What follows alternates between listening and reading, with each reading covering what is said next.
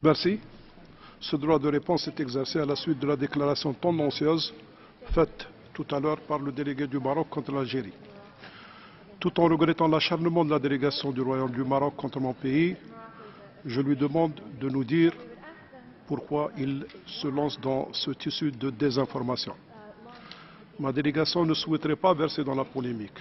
Toutefois, je tiens à préciser que la position de mon pays concernant le Sahara occidental est conforme à la légalité internationale qui considère ce territoire comme étant un territoire non autonome et donc sous le joug colonial du Maroc.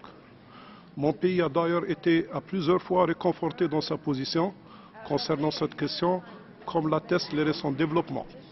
En effet, dans une décision de l'Assemblée de l'Union africaine, prise lors de sa 30e session ordinaire janvier dernier, les chefs d'État et de gouvernement africains ont appelé le Royaume du Maroc et la République arabe sahraoui démocratique à s'engager sans condition préalable dans des négociations directes et sérieuses pour la tenue d'un référendum libre et équitable pour l'autodétermination du peuple du Sahara occidental.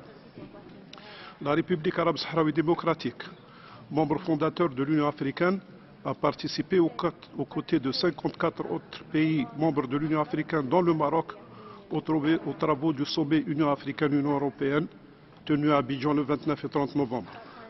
Troisièmement, dans une décision du 26 décembre 2016, la Cour de justice de l'Union européenne a exclu le Sahara occidental du champ d'application de l'accord de libre-échange entre l'Union européenne et le Maroc.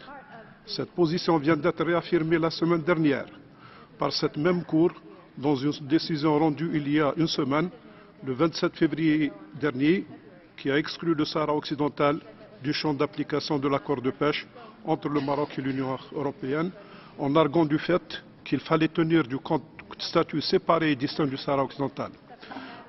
Quatrièmement, dans un arrêt rendu le 23 février 2018, la Cour sud-africaine de haute instance a statué que la cargaison de phosphate en provenance du Sahara occidental à bord du navire Cherry Blossom, qui a été confisqué à Port Elizabeth l'année dernière, est la propriété exclusive de la République arabe sahraoui démocratique.